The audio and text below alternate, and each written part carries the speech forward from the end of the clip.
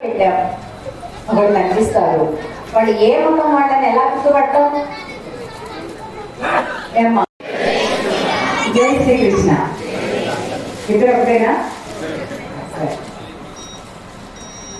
ఇందాక మన సత్యంజీ చెప్పినట్లుగా ఎందరో పెద్దలు అనేక రకాలైనటువంటి జ్ఞాన విషయాలన్నింటినీ కూడా మీకు చెప్తున్నారు.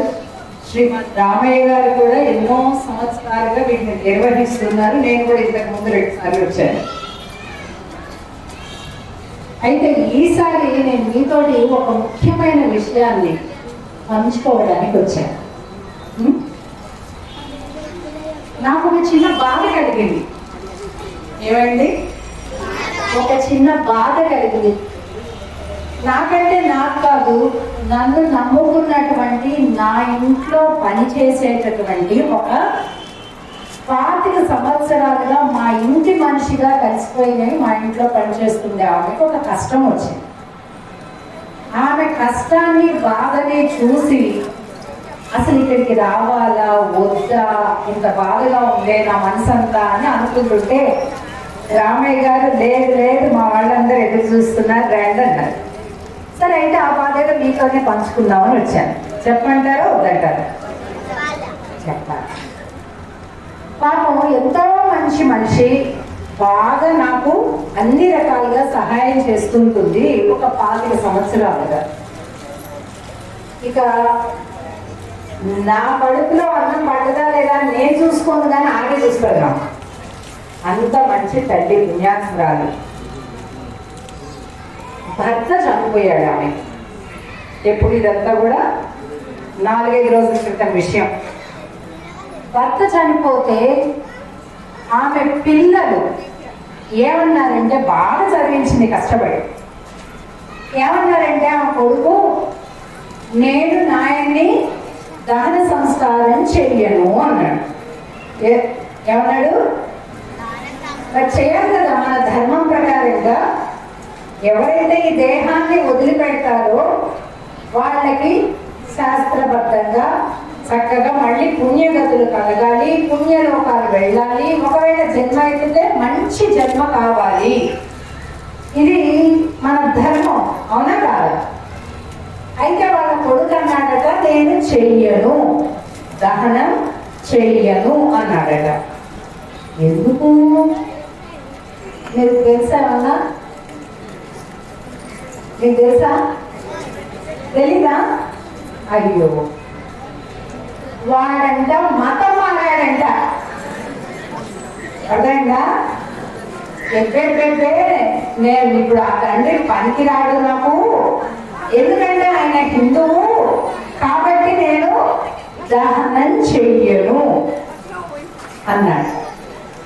రే అయిపోయిందిరా, నిన్ను కన్నాడు, పెంచాడు, గొడ్డు చాకిరీ చేసి తిని తినక నీకు కాన్వెంట్ చదువులన్నీ చెప్పించాడురా మీ నాన్న, ఆయన కడుపును పుట్టావురా, తప్పురా నాన్న అని ఎంత ఏడ్చినా మొత్తుకున్నా కాదు.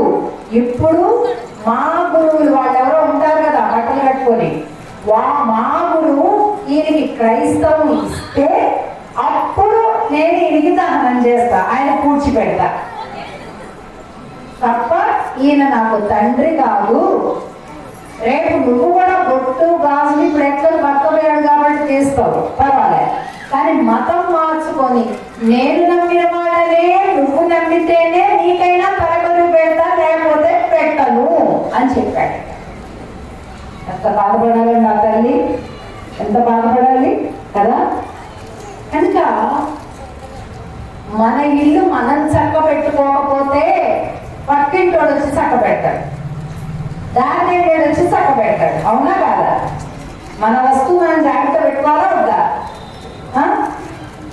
ఎవరో ఉన్నారు అన్ని విలువైన వస్తువులన్నీ కలిపేసి అక్కడ ఇంట్లో బయట టేబుల్ మీద పడేసి స్టారం కలిపి ఏరుకుంటే ఏదో సినిమాకి పోయిందా అమ్మ, వచ్చేసరికి ఇల్లు గుళ్ళు అయిపోయింది.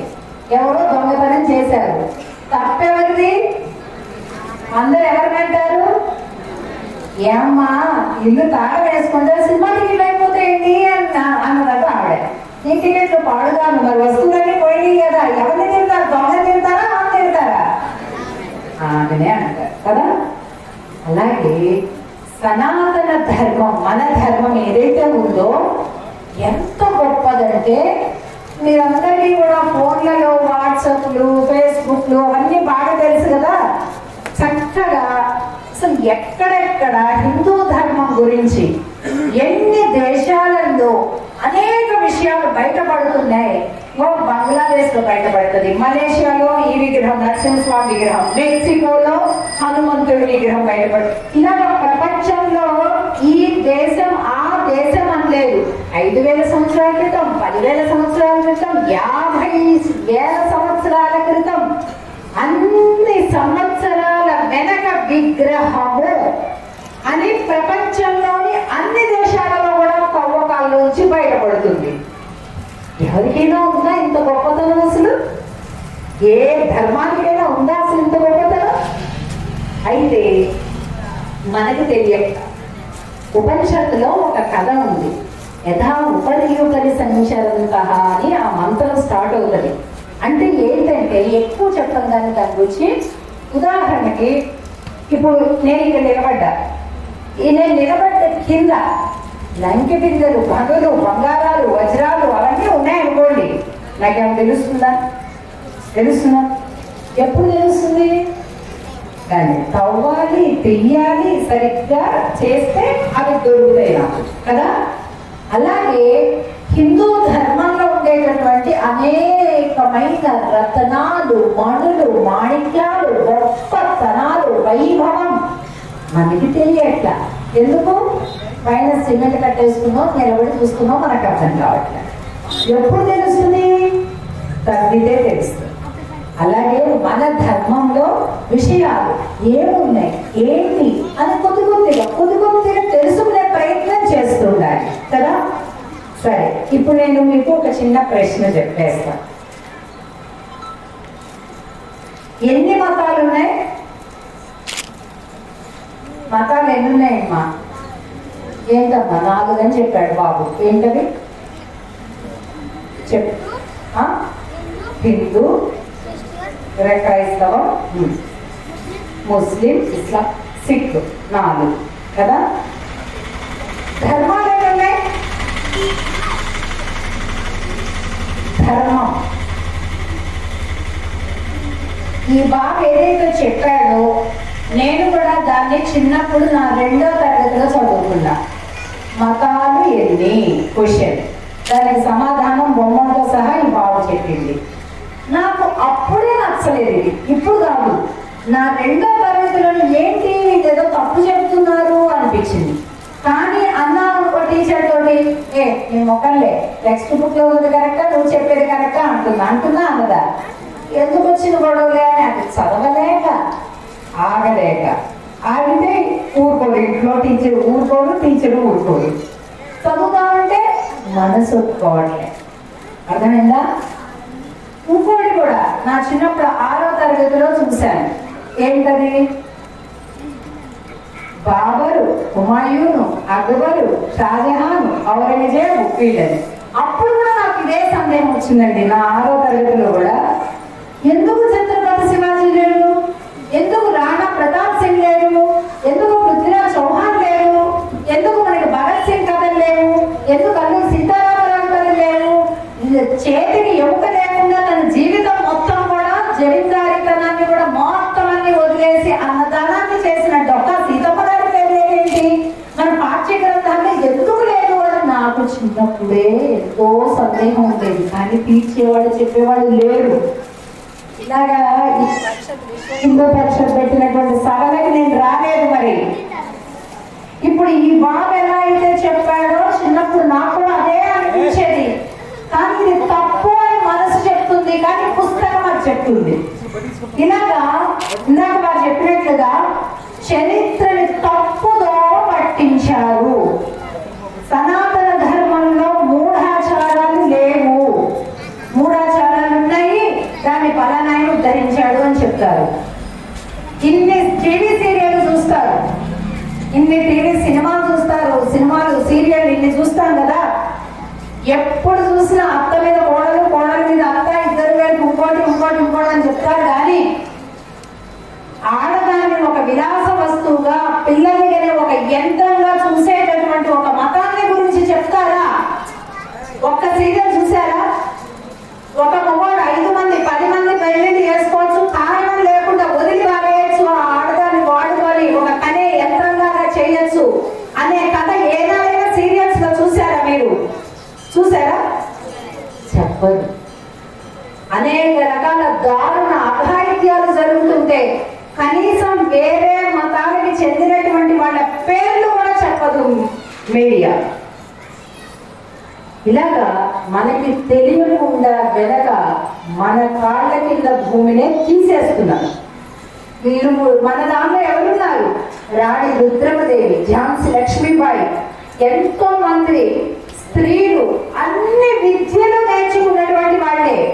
ఆడవాళ్ళకు చదువుకోవద్దు, ఒంటింటి కుందేలుగా ఉండాలి, ఇవన్నీ చెబుతుందా హిందూ ధర్మం? అసలు ఎప్పుడైనా ఎక్కడ చెప్పలా, కానీ అలా అంటారు అని మన మైండ్లలోకి పెట్టేశారు. తప్పు చెప్పారు, తప్పు చెప్పి అదే నిజానికి ఒకటేసారి చెప్పి రెండోసారి మనకి ఏదో కథ చాలాసార్లు ఇందాక వాడు మేకప్ పట్టుకెళ్తారా, గాడిని పట్టుకెళ్తున్నావు ఏంట్రా, ఒకటో వాడు అన్నాడు, రెండో వాడు, మూడో వాడు అన్నాడు, నాలుగో వాడు అన్నాడు, వచ్చి ఇది గాడిలో వాడు వదిలేయగానే వాడు తీసుకెళ్ళిపోతాడు. నేను ఒకటే మాటని 10 సార్లు అంటే అబద్ధం కూడా నిజమేమో అనుకుంటాం. అలాగా అసమాన పరాక్రమం కలిగినటువంటి భారత నారి యొక్క వ్యక్తిత్వాన్ని, పరాక్రమాన్ని కించపరుస్తూ, అశ్లీలంగా చూపిస్తూ చేతగాని వాళ్ళు చేతగాని వాళ్ళు చేతగాని వాళ్ళు చేతగాని వాళ్ళు, ఈ మతంలన్నీ దురాచారాలు, సతీ సాగమనం ఉంది, అది ఉంది, ఇది ఉంది, ఒంటింటి కుందేలు చేస్తారు ఇట్లా చెప్పి చివరికి ఒంటింట్లో ఉండడం అంటే ఒక పనికిరాని జన్మ ఆడదాది అనేలాగా మన మైండ్ చేశారు. చాలా మంది ఇలా వెళ్ళినప్పుడు నాకు కనిపిస్తూ దగ్గరికి వచ్చి మాట్లాడుతుంటారు కదా. నాకు అంటే నేను ఎప్పుడు బాధపడుతుంటాను ఆ విషయం, అది మీతో పంచుకుంటున్నాను. అమ్మ ఏం చేస్తుంటారమ్మా మీరు అని అడుగుతాం. అంటే ఏమన్నా జాబ్ చేస్తున్నారా, లేకపోతే అసలు ఏం చేస్తుంటారు మీరు అని అంటే, జాబ్ చేసే వాళ్ళు అయితే నేను పలానా చోట ఉద్యోగం, పలానా చోట టీచర్, పలానా చోట ఇది అట్లాగా చెప్తారు. చెయ్యని వాళ్ళు ఏం చెప్తారు తెలుసా? ఏమంటారు? House wife.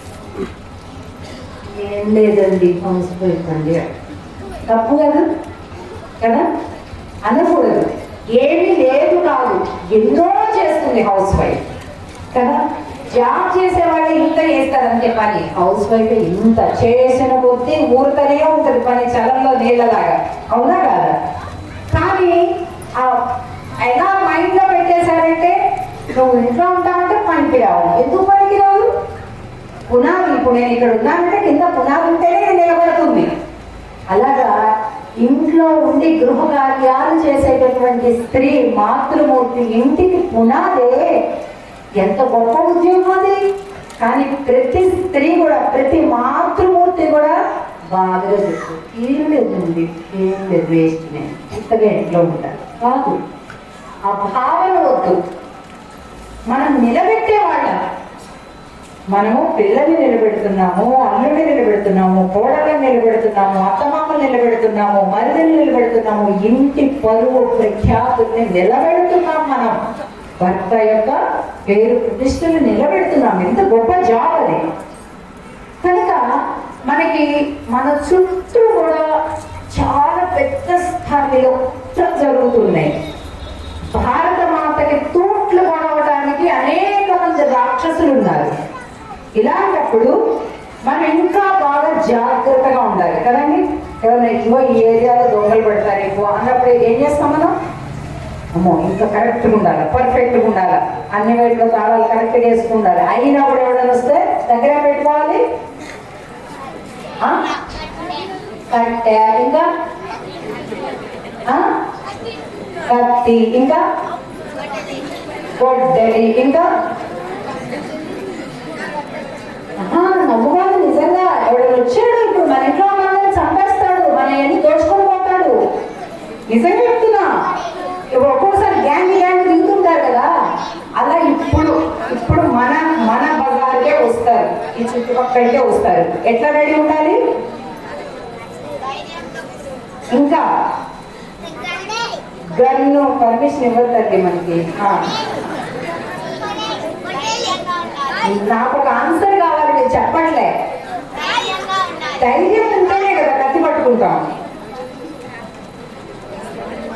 అరే గొడ్డు కారం ఏం పెట్టింది కరెక్టేనా? అవునా కదా?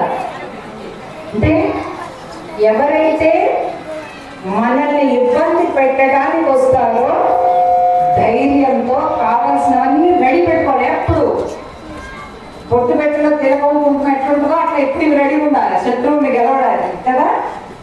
ఎప్పుడు కూడా మన జాతిని, మన ధర్మాన్ని, మన వ్యక్తిత్వాన్ని వీటిని నిలుపుకోవడానికి నువ్వు లేదు నా లేదు, అందరం కలిపి పోరాడాలి దానికోసం. సరే, అది ఆపద వచ్చినప్పుడు దానికంటే ముందు స్టెప్ చెప్తా. ఇప్పుడు ఇందాక బాబు చెప్పినట్టుగా వేరే వేరే మతాల వాళ్ళకి మన మతంలోకి, మన హిందూ మతం భారత జై శ్రీకృష్ణ ఇద్దరు ఒకటేనా? ఇందాక మన సత్యంజీ చెప్పినట్లుగా ఎందరో పెద్దలు అనేక రకాలైనటువంటి జ్ఞాన విషయాలన్నింటినీ కూడా మీకు చెప్తున్నారు. శ్రీమద్ రామయ్య గారు కూడా ఎన్నో సంవత్సరాలుగా వీటిని నిర్వహిస్తున్నారు. నేను కూడా ఇంతకు ముందు 2 సార్లు వచ్చాను. అయితే ఈసారి నేను మీతోటి ఒక ముఖ్యమైన విషయాన్ని పంచుకోవడానికి వచ్చాను. నాకు ఒక చిన్న బాధ కలిగింది. ఏమండి? ఒక చిన్న బాధ కలిగింది. నాకంటే నాకు కాదు, నన్ను నమ్ముకున్నటువంటి నా ఇంట్లో పనిచేసేటటువంటి ఒక 25 సంవత్సరాలుగా మా ఇంటి మనిషిగా కలిసిపోయినవి మా ఇంట్లో పనిచేస్తుండే ఆమెకు ఒక కష్టం వచ్చింది. ఆమె కష్టాన్ని బాధని చూసి అసలు ఇక్కడికి రావాలా వద్దా, ఇంత బాధగా ఉండే నా మనసు అంతా అని అనుకుంటుంటే రామయ్య గారు లేదు లేదు మా వాళ్ళందరూ ఎదురు చూస్తున్నారు రండి అన్నారు. సరే, అయితే ఆ బాధ ఏదో మీతోనే పంచుకుందామని వచ్చాను. చెప్పమంటారా వద్దంటారా? చెప్పాలి. పాపం ఎంతో మంచి మనిషి, బాగా నాకు అన్ని రకాలుగా సహాయం చేస్తుంటుంది ఒక 25 సంవత్సరాలుగా. ఇక నా కడుపులో అన్నం పడ్డదా లేదా నేను చూసుకోను కానీ ఆగే చూస్తాను. అంత మంచి తల్లి, పుణ్యాత్మురాలు. భర్త చనిపోయాడు ఆమె. ఎప్పుడు ఇదంతా కూడా 4-5 రోజుల క్రితం విషయం. భర్త చనిపోతే ఆమె పిల్లలు ఏమన్నారంటే, బాగా చదివించింది కష్టపడి, ఏమన్నారంటే ఆ కొడుకు నేను నాయన్ని దహన సంస్కారం చెయ్యను అన్నాడు. ఏమన్నాడు? చేయాలి కదా మన ధర్మం ప్రకారంగా. ఎవరైతే ఈ దేహాన్ని వదిలిపెడతారో వాళ్ళకి శాస్త్రబద్ధంగా చక్కగా మళ్ళీ పుణ్యగతులు కలగాలి, పుణ్యలోకాలు వెళ్ళాలి. ఒకవేళ జన్మ అయితే మంచి జన్మ కావాలి. ఇది మన ధర్మం, అవునా కాదా? అయితే వాళ్ళ కొడుకు అన్నాడట, నేను చెయ్యను, దహనం చెయ్యను అన్నాడట. ఎందుకు మీకు తెలుసా? అన్నా మీకు తెలుసా? తెలీదా? అయ్యో, వాడంట మతం మారాడంట. అర్థమైందా? చెప్పే నేను ఇప్పుడు ఆ తండ్రి పనికి రాడు నాకు, ఎందుకంటే ఆయన హిందువు కాబట్టి నేను దహనం చెయ్యను అన్నాడు. రే అయిపోయిందిరా, నిన్ను కన్నాడు, పెంచాడు, బొడ్డు చాకిరీ చేసి తిని తినగా నీకు కాన్వెంట్ చదువులన్నీ చెప్పించాడు రా మీ నాన్న, ఆయన కడుపును పుట్టావురా, తప్పురా నాన్న అని ఎంత ఏడ్చినా మొత్తుకున్నా కాదు. ఇప్పుడు మా గురువులు వాళ్ళెవరో ఉంటారు కదా బట్టలు కట్టుకొని, మా గురువు ఈయనకి క్రైస్తవం ఇస్తే అప్పుడు నేను ఈయనకి దహనం చేస్తా, ఆయన పూడ్చిపెడతా, తప్ప ఈయన నాకు తండ్రి కాదు. రేపు నువ్వు కూడా బొట్టు గాజులు ఇప్పుడు ఎట్లా భర్తపోయాడు కాబట్టి తీస్తావు, పర్వాలేదు. కానీ మతం మార్చుకొని నేను నమ్మిన నమ్మకూడదనే నువ్వు నమ్మితేనే నీకైనా తలకొరి పెడతా, లేకపోతే పెట్టను అని చెప్పాడు. ఎంత బాధపడాలి నా తల్లి, ఎంత బాధపడాలి కదా. కనుక మన ఇల్లు మనం చక్క పెట్టుకోకపోతే పక్కింటోడు వచ్చి చక్క పెడతాడు, దాన్ని వచ్చి చక్క పెడతాడు. అవునా కాదా? మన వస్తువు మనం జాగ్రత్త పెట్టుకోవాలా వద్దా? ఎవరో ఉన్నారు అన్ని విలువైన వస్తువులన్నీ కలిపేసి అక్కడ ఇంట్లో బయట టేబుల్ మీద పడేసి స్టారం కలిపి ఏడుకుంటే ఏదో సినిమాకి పోయిందా అమ్మ. వచ్చేసరికి ఇల్లు గుళ్ళు అయిపోయింది. ఎవరో దొంగతనం చేశారు. తప్పెవరిది? అందరు ఎవరినంటారు? ఏమ్మా ఇల్లు తాళ వేసుకుంటే సినిమా టికెట్లు అయిపోతాయండి అన్నదట ఆవిడ. ఈ టికెట్లు పాడుగాను, మరి వస్తువులన్నీ పోయినాయి కదా, ఎవరిని తింటారు? దొంగ తింటారా, ఆమె తింటారా? ఆమెనే అంటారు కదా. అలాగే సనాతన ధర్మం, మన ధర్మం ఏదైతే ఉందో ఎంత గొప్పదంటే, మీరందరికీ కూడా ఫోన్లలో వాట్సాప్లు, ఫేస్బుక్లు అవన్నీ బాగా తెలుసు కదా. చక్కగా అసలు ఎక్కడెక్కడ హిందూ ధర్మం గురించి ఎన్ని దేశాలలో అనేక విషయాలు బయటపడుతున్నాయి. బంగ్లాదేశ్ లో బయటపడుతుంది, మలేషియాలో ఈ విగ్రహం నరసింహస్వామి విగ్రహం, మెక్సికోలో హనుమంతుడి విగ్రహం బయటపడుతుంది. ఇలా ప్రపంచంలో ఈ దేశం ఆ దేశం అనలేదు. 5,000 సంవత్సరాల క్రితం, 10,000 సంవత్సరాల క్రితం, 50,000 సంవత్సరాల క్రితం, అన్ని సంవత్సరాల వెనక విగ్రహము అని ప్రపంచంలోని అన్ని దేశాలలో కూడా తవ్వకాల నుంచి బయటపడుతుంది. ఎవరికైనా ఉందా ఇంత గొప్పతనం? అసలు ఏ ధర్మానికైనా ఉందా అసలు ఇంత గొప్పతనం? అయితే మనకు తెలియక ఉపనిషత్తులో ఒక కథ ఉంది. యథా ఉపరి సంచరంత అని ఆ మంత్రం స్టార్ట్ అవుతుంది. అంటే ఏంటంటే ఎక్కువ చెప్పం కానీ దాని గురించి. ఉదాహరణకి ఇప్పుడు నేను ఇక్కడ నిలబడ్డా, నేను నిలబడ్డ కింద లంకె బిందెలు, పనులు, బంగారాలు, వజ్రాలు అవన్నీ ఉన్నాయనుకోండి, నాకేమో తెలుస్తుందా? ఎప్పుడు తెలుస్తుంది? దాన్ని తవ్వాలి, తెయ్యాలి, సరిగ్గా చేస్తే అవి దొరుకుతాయి నాకు కదా. అలాగే హిందూ ధర్మంలో ఉండేటటువంటి అనేకమైన రత్నాలు, మణులు, మాణిక్యాలు, గొప్పతనాలు, వైభవం మనకి తెలియట్ల. ఎందుకు? పైన సిమెంట్ కట్టేసుకున్నాం, నిలబడి చూసుకున్నాం, మనకు అర్థం కావట్లేదు. ఎప్పుడు తెలుస్తుంది? తగ్గితే తెలుస్తుంది. అలాగే మన ధర్మంలో విషయాలు ఏమున్నాయి, ఏంటి అని కొద్ది కొద్దిగా తెలుసుకునే ప్రయత్నం చేస్తూ ఉండాలి కదా. సరే, ఇప్పుడు నేను మీకు ఒక చిన్న ప్రశ్న చెప్పేస్తాను. ఎన్ని మతాలు ఉన్నాయి? మతాలు ఎన్ని ఉన్నాయమ్మా? ఏంటమ్మా? 4 అని చెప్పాడు బాబు. ఏంటది చెప్పు. హిందూ, క్రైస్తవం, ముస్లిం, ఇస్లాం, సిక్ 4 కదా. ధర్మాలు ఏమున్నాయి? ధర్మం ఈ బాబు ఏదైతే చెప్పాడో నేను కూడా దాన్ని చిన్నప్పుడు నా 2వ తరగతిలో చదువుకున్నా. మతాలు ఎన్ని క్వశ్చన్, దానికి సమాధానం బొమ్మలతో సహా ఈ బాబు చెప్పింది. నాకు అప్పుడే నచ్చలేదు ఇది, ఇప్పుడు కాదు. నా 2వ తరగతిలో ఏంటి ఏదో తప్పు చెప్తున్నారు అనిపించింది. కానీ అన్నా ఒక టీచర్ తోటి నీ మొక్కలే టెక్స్ట్ బుక్ లో ఉంది కరెక్టా, నువ్వు చెప్పేది కరెక్టా అంటున్నా అన్నదా. ఎందుకు వచ్చిన గొడవలే అని అది చదవలేక ఆగలేక ఆగితే ఊరుకోడు. ఇంట్లో టీచర్ ఊరుకోడు, టీచరు ఊరుకోడు. చదువుతామంటే మనసు ఒప్పుకోవట్లే. అర్థమైందా? ఇంకోటి కూడా నా చిన్నప్పుడు 6వ తరగతిలో చూశాను. ఏంటది?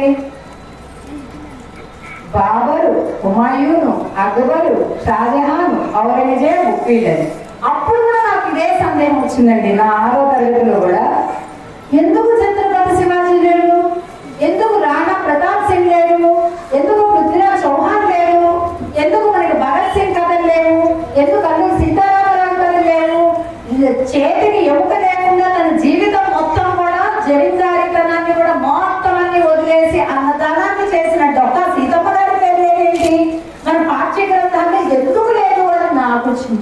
ఎంతో సందేహం ఉండేది, కానీ తీర్చేవాడు చెప్పేవాడు లేరు. ఇలాగా ఈ హిందూ పరిషత్ పెట్టినటువంటి సభలకి నేను రాలేదు. మరి ఇప్పుడు ఈ బాబు ఎలా అయితే చెప్పాడో చిన్నప్పుడు నాకు కూడా అదే అనిపించేది, కానీ ఇది తప్పు అని మనసు చెప్తుంది, కానీ పుస్తకం అది చెప్తుంది. ఇలాగా ఇందాక వారు చెప్పినట్లుగా చరిత్రని తప్పుదో పట్టించారు. సనాతన ధర్మంలో మూఢాచారాలు లేవు, మూఢాచారాలు ఉన్నాయి, దాన్ని ఫలానాయన ఉద్ధరించాడు అని చెప్తారు. ఇన్ని టీవీ సీరియల్ చూస్తారు, ఇన్ని టీవీ సినిమాలు చూస్తారు, సినిమాలు సీరియల్ ఇన్ని చూస్తాం కదా. ఎప్పుడు చూసినా అత్త మీద కోడలు, కోడల మీద అత్త, ఇద్దరు గారికి ఇంకోటి ఇంకోటి ఇంకోటి అని చెప్తారు. కానీ ఆడదాన్ని ఒక విలాస వస్తువుగా, పిల్లలకి ఒక యంత్రంగా చూసేటటువంటి ఒక మతాన్ని గురించి చెప్తారా? ఒక్క సీరియల్ చూసారా? ఒక మగవాడు 5 మంది 10 మంది పెళ్లిళ్ళు చేసుకోవచ్చు, కారణం లేకుండా వదిలి వారేయచ్చు, ఆ ఆడదాన్ని వాడుకొని ఒక కనే యంత్రంగా చేయొచ్చు అనే కథ ఏదైనా సీరియల్స్ లో చూసారా? మీరు చూసారా? చెప్పదు. అనేక రకాల దారుణ అఘాయిత్యాలు జరుగుతుంటే కనీసం వేరే మతాలకి చెందినటువంటి వాళ్ళ పేర్లు కూడా చెప్పదు మీడియా. ఇలాగా మనకి తెలియకుండా వెనక మన కాళ్ళ కింద భూమినే తీసేస్తున్నారు. వీళ్ళు మన దాంట్లో ఎవరున్నారు? రాణి రుద్రమదేవి, ఝాన్సీ లక్ష్మీబాయి, ఎంతో మంది స్త్రీలు అన్ని విద్యలు నేర్చుకున్నటువంటి వాళ్ళే. ఆడవాళ్ళకు చదువుకోవద్దు, ఒంటింటి కుందేలుగా ఉండాలి, ఇవన్నీ చెబుతుందా హిందూ ధర్మం? అసలు ఎప్పుడైనా ఎక్కడ చెప్పలా, కానీ అలా అంటారు అని మన మైండ్లలోకి పెట్టేశారు. తప్పు చెప్పారు, తప్పు చెప్పి అదే నిజానికి ఒకటేసారి చెప్పి రెండోసారి ఏదో కథ చాలాసార్లు ఇందాక వాడు మేకప్ పట్టుకెళ్తారా, గాడిని పట్టుకెళ్తున్నావు ఏంట్రా, ఒకటో వాడు అన్నాడు, రెండో వాడు, మూడో వాడు అన్నాడు, నాలుగో వాడు అన్నాడు, వచ్చి ఇది గాడిలో వాడు వదిలేయగానే వాడు తీసుకెళ్ళిపోతాడు. నేను ఒకటే మాటని 10 సార్లు అంటే అబద్ధం కూడా నిజమేమో అనుకుంటాం. అలాగా అసమాన పరాక్రమం కలిగినటువంటి భారత నారి యొక్క వ్యక్తిత్వాన్ని, పరాక్రమాన్ని కించపరుస్తూ, అశ్లీలంగా చూపిస్తూ, చేతగాని వాళ్ళు చేతగాని వాళ్ళు చేతగాని వాళ్ళు చేతగాని వాళ్ళు, ఈ మతంలన్నీ దురాచారాలు, సతీ సాగమనం ఉంది, అది ఉంది, ఇది ఉంది, ఒంటింటి కుందేలు చేస్తారు ఇట్లా చెప్పి చివరికి ఒంటింట్లో ఉండడం అంటే ఒక పనికిరాని జన్మ ఆడదాది అనేలాగా మన మైండ్ చేశారు. చాలా మంది ఇలా వెళ్ళినప్పుడు నాకు కనిపిస్తూ దగ్గరికి వచ్చి మాట్లాడుతుంటారు కదా. నాకు అంటే నేను ఎప్పుడు బాధపడుతుంటాను ఆ విషయం, అది మీతో పంచుకుంటున్నాను. అమ్మ ఏం చేస్తుంటారమ్మా మీరు అని అడుగుతాం. అంటే ఏమన్నా జాబ్ చేస్తున్నారా, లేకపోతే అసలు ఏం చేస్తుంటారు మీరు అని అంటే, జాబ్ చేసే వాళ్ళు అయితే నేను పలానా చోట ఉద్యోగం, పలానా చోట టీచర్, పలానా చోట ఇది అట్లాగా చెప్తారు. చెయ్యని వాళ్ళు ఏం చెప్తారు తెలుసా? ఏమంటారు? House wife. ఏం లేదండి, హౌస్ వైఫ్ అండి. తప్పు కదా కదా అనకూడదు. ఏమీ లేదు కాదు, ఎన్నో చేస్తుంది హౌస్ వైఫ్ కదా. జాబ్ చేసే వాళ్ళు ఇంత చేస్తారంటే పని, హౌస్ వైఫ్ ఇంత చేసిన కొద్దీ ఊరుతనే ఉంటుంది పని, చలంలో నీళ్ళలాగా. అవునా కాదా? కానీ ఎలా మైండ్ లో పెట్టేశారంటే, నువ్వు ఇంట్లో ఉంటావంటే పనికి రావాలి. ఎందుకు పనికి రావు? పునాది, ఇప్పుడు నేను ఇక్కడ ఉన్నానంటే కింద పునాది ఉంటేనే నిలబడుతుంది. అలాగా ఇంట్లో ఉండి గృహ కార్యాలు చేసేటటువంటి స్త్రీ, మాతృమూర్తి, ఇంటికి పునాదే. ఎంత గొప్ప ఉద్యోగం అది. కానీ ప్రతి స్త్రీ కూడా, ప్రతి మాతృమూర్తి కూడా బాగా చెప్తుంది, ఏం లేదండి, ఏం లేదు, వేస్ట్, నేను ఇంతగా ఇంట్లో ఉంటాను కాదు. ఆ భావన వద్దు. మనం నిలబెట్టేవాళ్ళం. మనము పిల్లల్ని నిలబెడుతున్నాము, అల్లుడిని నిలబెడుతున్నాము, కోడళ్ళని నిలబెడుతున్నాము, అత్తమామలు నిలబెడుతున్నాము, మరిదిని నిలబెడుతున్నాము, ఇంటి పరువు ప్రఖ్యాతుల్ని నిలబెడుతున్నాం. మనం భర్త యొక్క పేరు ప్రతిష్టలు నిలబెడుతున్నాం. ఎంత గొప్ప జాబ్ అది. కనుక మనకి మన చుట్టూ కూడా చాలా పెద్ద స్థాయిలో జరుగుతున్నాయి. భారత మాతకి తూట్లు కొనవడానికి అనేక మంది రాక్షసులు ఉన్నారు. ఇలాంటప్పుడు మనం ఇంకా బాగా జాగ్రత్తగా ఉండాలి కదండి. ఎవరైనా ఎక్కువ ఈ ఏరియాలో దొంగలు పెడతారు ఎక్కువ అన్నప్పుడు ఏం చేస్తాం మనం? అమ్మో ఇంకా కరెక్ట్గా ఉండాలి, పర్ఫెక్ట్గా ఉండాలి, అన్ని వైపులో తాళాలు కరెక్ట్గా వేసుకుండాలి. అయినా కూడా ఎవరైనా వస్తే దగ్గర పెట్టుకోవాలి. కట్టె, ఇంకా కత్తి, ఇంకా గొడ్డలి, ఇంకా నవ్వుగాదు. నిజంగా ఎవడైనా వచ్చాడు ఇప్పుడు మన ఇంట్లో వాళ్ళని చంపేస్తాడు, మన ఎన్ని దోచుకొని పోతాడు. నిజంగా చెప్తున్నా. ఒక్కొక్కసారి గ్యాంగ్ దిగుతుంటారు కదా, అలా ఇప్పుడు మన మన బజార్కే వస్తారు, ఈ చుట్టుపక్కలకే వస్తారు. ఎట్లా రెడీ ఉండాలి? ఇంకా గన్ను పర్మిషన్ ఇవ్వద్దండి మనకి. నాకు ఒక ఆన్సర్ కావాలి, మీరు చెప్పట్లే. ధైర్యం ఉంటేనే కదా కత్తి పట్టుకుంటాం. అరే గొడ్డు కారం ఏం కట్టింది? బ్యాలెన్స్ కరెక్టేనా?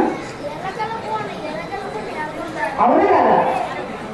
అంటే ఎవరైతే మనల్ని ఇబ్బంది పెట్టడానికి వస్తారో ధైర్యంతో కావాల్సినవన్నీ రెడీ పెట్టుకోవాలి. ఎప్పుడు పొట్టు పెట్టిన తిరగం ఎట్లుంటుందో అట్లా ఎప్పుడు రెడీ ఉండాలి శత్రువుని గెలవడానికి కదా.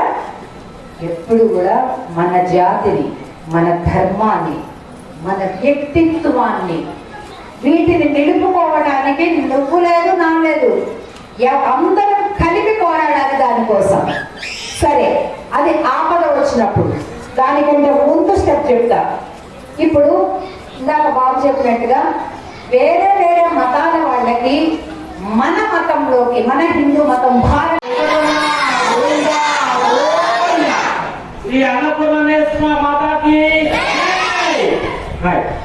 అయిపోయింది.